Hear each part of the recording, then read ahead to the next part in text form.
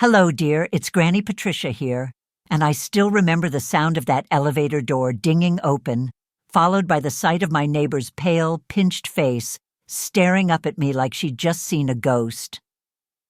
"Do you know who comes to your house every Tuesday?" she asked, her voice sharp and too loud for the quiet hallway. My stomach dropped. Not because I knew what she meant, Lord. No, I didn't. But because of how she asked.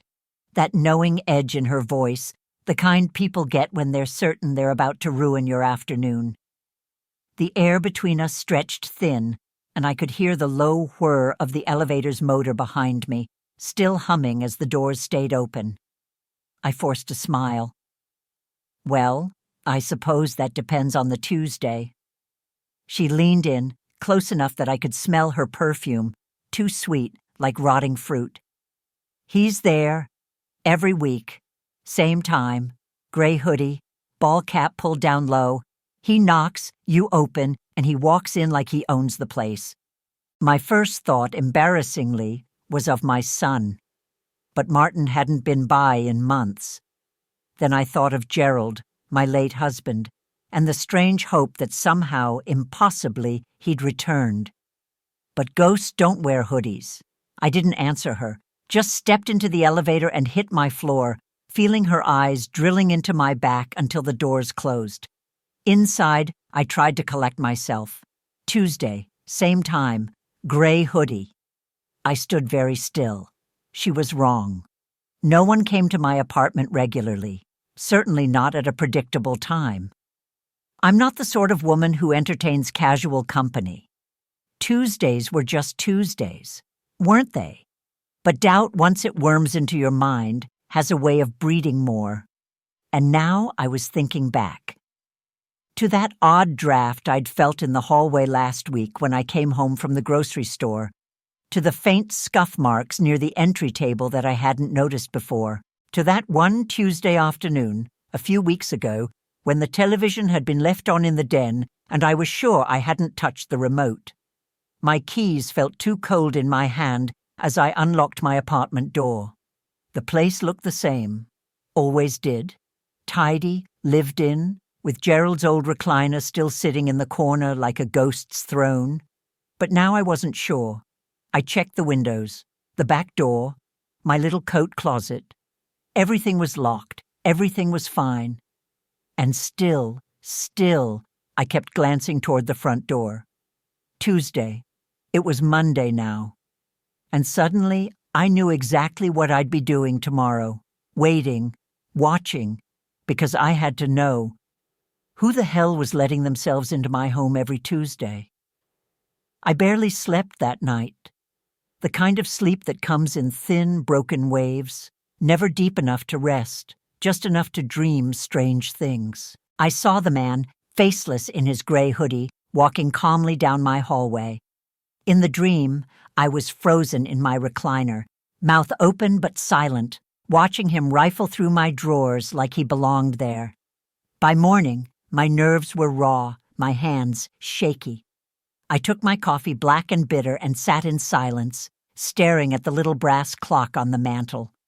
It was just after 7 a.m., too early. But Tuesday had begun. Now let me tell you something about me. I may be pushing 80, but I've got sharp instincts. Gerald always said I was half bloodhound, half judge, and he wasn't wrong. So I made a plan. I left the front door unlocked, just slightly, the way it might look if I'd forgotten to pull it shut all the way. Then I moved to the far end of the hall, into the back room that used to be Martin's nursery, and cracked the door just enough to give me a clean line of sight to the entryway. I didn't bother calling the police, not yet, because I wasn't ready to believe what it sounded like, that someone, some man, had been coming and going as he pleased. Not without me noticing, not in my own damn home. Still. I waited. 10 o'clock. Nothing. No footsteps, no knock, no sound at all. Just the low hum of the refrigerator and the occasional groan of old pipes. Then 11. I'd begun to think perhaps the neighbor had it wrong. Perhaps she'd seen someone else on the floor and assumed it was my unit. Perhaps this was just an unfortunate misunderstanding. But at 11:14, the front door opened, not knocked, not rattled. Opened. I stopped breathing. He stepped inside like he'd done it 100 times. Gray hoodie, ball cap, head down. He moved with the ease of routine, closed the door behind him, slipped his shoes off at the mat, my mat, and walked straight down the hallway like he knew exactly where he was going. And God help me, I froze. I'd imagined this moment for the last 24 hours, told myself I'd storm out and demand answers, maybe even swing my cane if I had to. But all I could do was stare, because there was something so familiar in the way he moved. Not threatening, not clumsy, almost gentle. He passed my hiding spot without a glance, turned into the living room and sat in Gerald's old recliner. That damn recliner. I stepped out, quiet, deliberate, my heart pounding in my ears. He didn't react, didn't even twitch, until I was just behind him. And then he spoke, without turning around. "I didn't think you'd be home today, Mrs. Patterson." My blood ran cold. He knew my name, but he had it wrong. Only people from long ago called me that. And only one used to sit in that chair like it belonged to him too. Slowly, slowly, he lifted his head. And I saw his face, and I knew. I knew who he was, and it nearly brought me to my knees. He looked older than I remembered, but that wasn't saying much. I'd only ever seen him at 4 years old. Big, wet eyes, missing front tooth, that impossibly soft baby hair the color of honey. But now he had stubble and a jawline and a scar over one eyebrow that hadn't been there before. Still, those eyes, same shape, same expression, a little haunted, a little hopeful. I gripped the back of Gerald's recliner to keep from swaying. "Lucas?" His mouth twitched, a small nod, like he'd been holding his breath. I hadn't said his name in 20 years. Not since the day they took him, not since my daughter, his mother, signed the papers and handed him off to a family I never met. I wasn't allowed to be involved. Tammy said I was too old, too opinionated, too unstable. I'd fought her tooth and nail for custody, begged, pleaded, made promises I had no way to keep. And then one day, they were gone. Her, Lucas, everything. She changed her number. Moved states, I heard. Never wrote, never came back, and now here he was, sitting in Gerald's chair like it was the most natural thing in the world. I lowered myself into the edge of the couch. My knees felt like glass. "How long have you been coming here?" He looked down, fiddled with the brim of his cap. "Few months." "Months?" I repeated. My voice cracked. "I wasn't sure at first," he said. "Didn't even know if it was really you. I had to be sure. He stopped, ran a hand over his face. "I didn't come to scare you." "Then why sneak in like a thief?" He flinched, and I hated myself for the tone. I didn't have the courage to knock. The silence after that was thick and strange. I could hear the ticking of that little brass clock again, like it was mocking me. "And how did you get in?" I asked quietly. "Did you pick the lock?" He shook his head. "Spare key, in the flower pot by the door." "Of course. The key Gerald insisted we leave there in case of emergency. I'd forgotten all about it." "You remembered this place?" I asked, not sure which answer would hurt more. Lucas nodded. "Not everything, just flashes. That clock, the way the hallway smells. There's this photo in the hall of you and a man, Gerald. Yeah, him. I remember his laugh, loud and scratchy." I swallowed hard. "You used to call him Pop Pop." His face twisted, and something flickered in his eyes. Something broken. I wanted to reach for him. I didn't. He leaned back in the recliner, still so casual, like we hadn't lost 20 years between us. I didn't come to hurt you, he said again, softer this time. I just wanted to see where I came from. I stared at him, at the grown man who used to be the baby I rocked to sleep, the toddler who'd tugged at my aprons, the little boy who vanished with his mother and never came back, and suddenly I couldn't hold it back anymore. You can't just walk into my life like this, I whispered. You don't get to show up and sit in his chair and pretend it didn't happen, that she didn't take you from me. He sat up. I know that. But I had to see you. I had to know if I was crazy. I remember things she said about you, that you were intense, controlling. But I never believed her. That cut deeper than he knew, because I was intense. I was controlling. I was also the only one who ever fought to keep him. I came back to find answers, he said, voice shaking. But now that I'm here... He looked down again.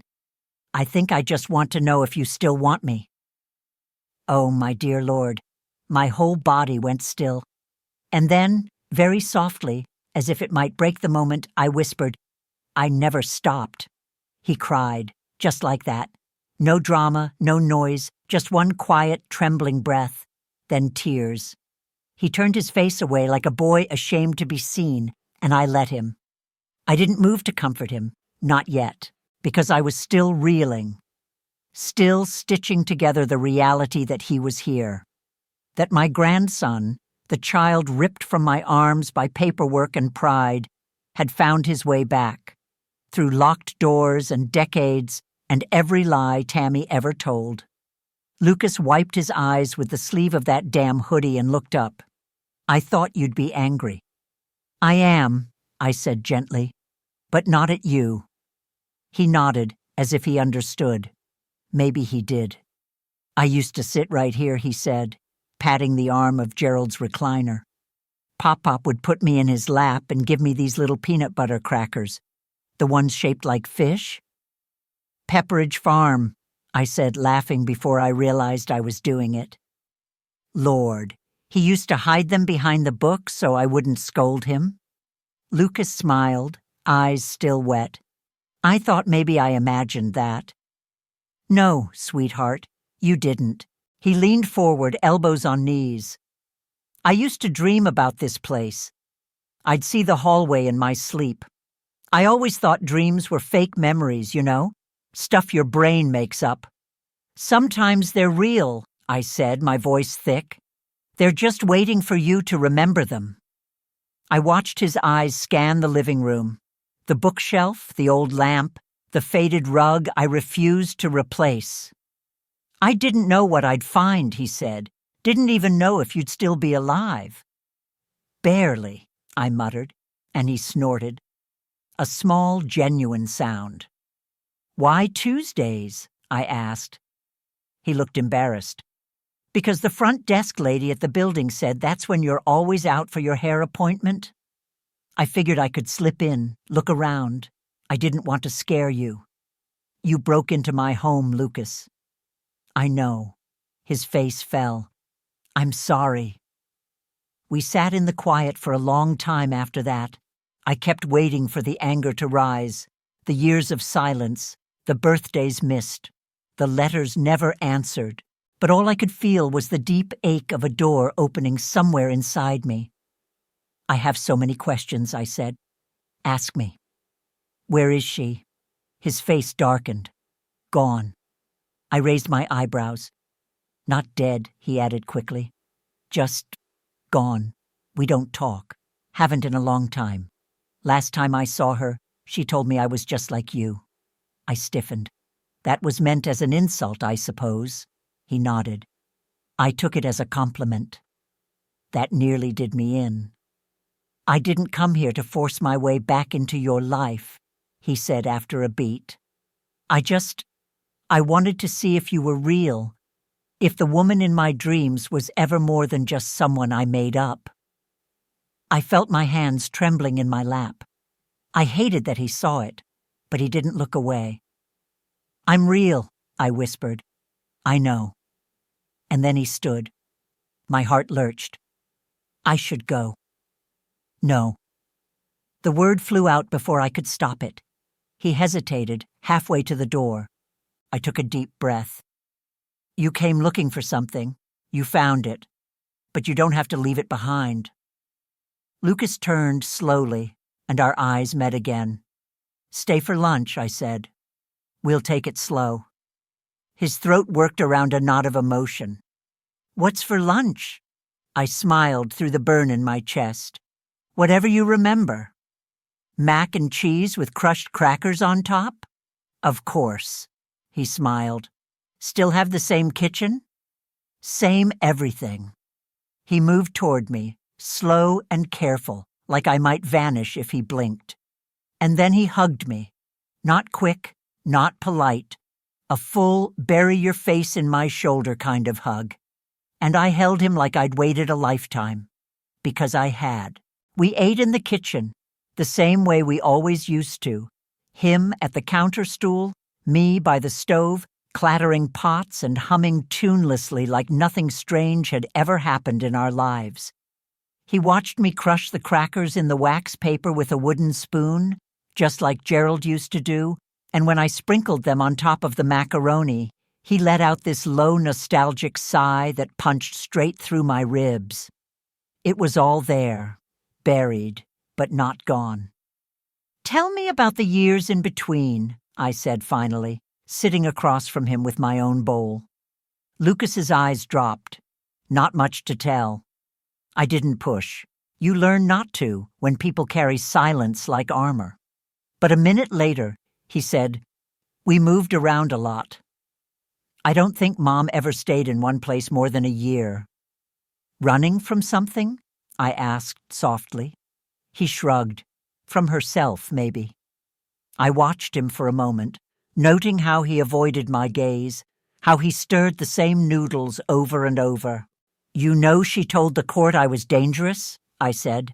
His eyes snapped up. Said I was unstable, manipulative, that I tried to control her pregnancy. Lucas flinched. She said I scared her, that I tried to take over, said I wanted to raise you like you were mine. Silence. She said I refused to let her be a mother, I whispered. I don't remember that part, Lucas said, voice tight. I wasn't perfect, I said. I hovered, I criticized. I scared her, I think, with how much I loved you. He looked up again, and there was something trembling behind his eyes. She wasn't well, Lucas. I know. Do you? He nodded. The last time we talked, she accused me of spying on her. Thought I was stealing money from her purse. I hadn't been home in 6 months. I reached across the counter and laid my hand on his. It was warm. Solid. She used to scream when I asked about you, he said quietly.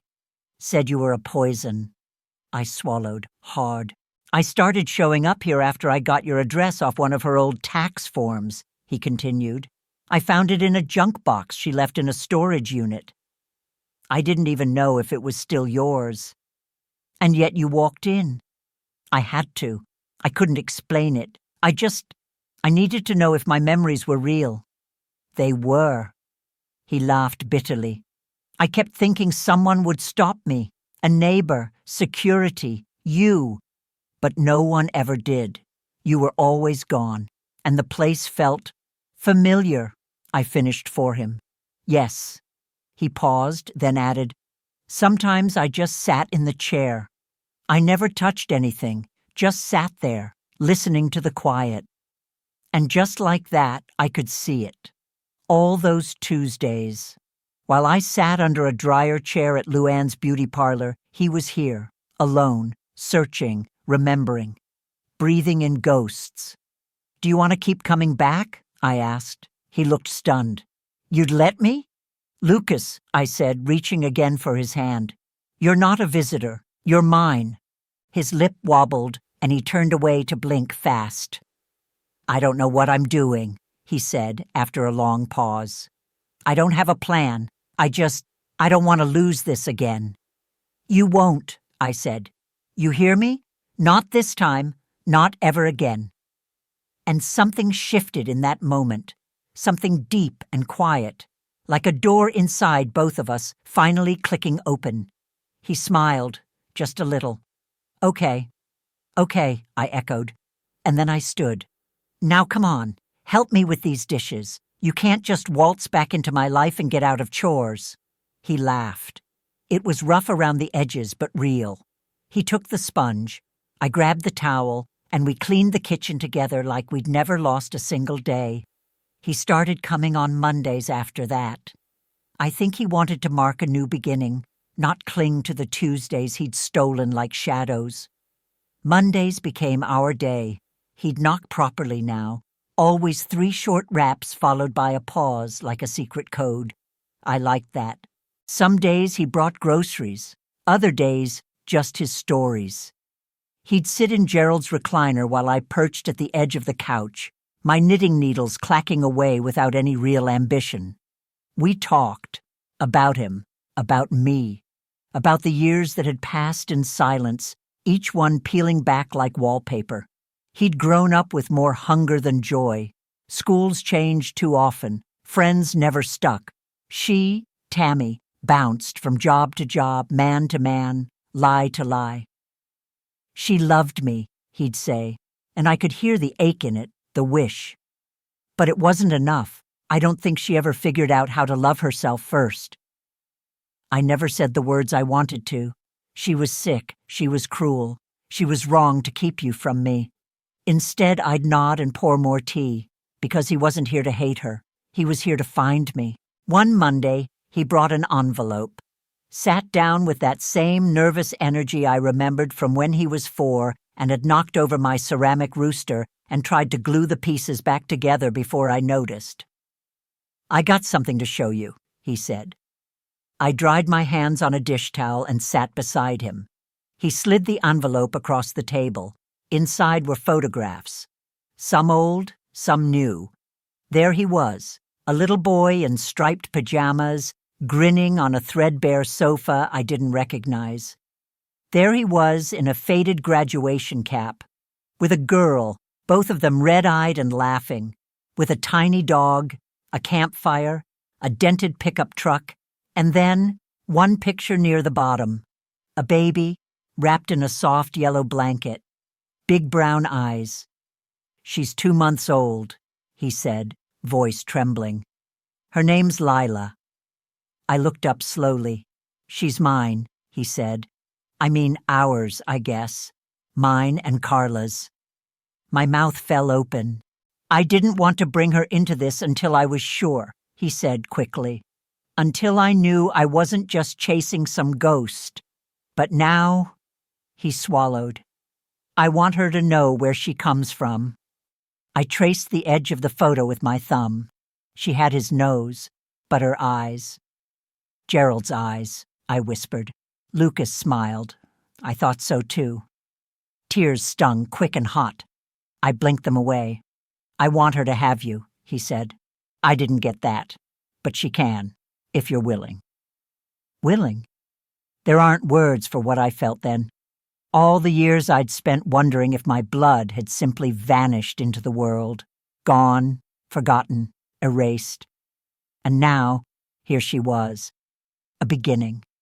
Not a replacement for the years I lost, but a seed planted in the soft soil of something sacred. Of course, I said, my hand over his. Of course I'm willing. That Monday, he stayed for dinner. We set an extra place. Not for Lila, not yet, but for the future. Because something had shifted again, not just between him and me, but in the air of that little apartment, like the ghosts had finally exhaled, like the silence had given way to life. As I watched him scrub the last dish and dry it with the old towel that still had Gerald's initials stitched at the corner, I thought, this is what grace looks like. A second chance you never believed you'd get. A knock on the door, once stolen, now freely given. My grandson, his daughter, my legacy, alive and home again.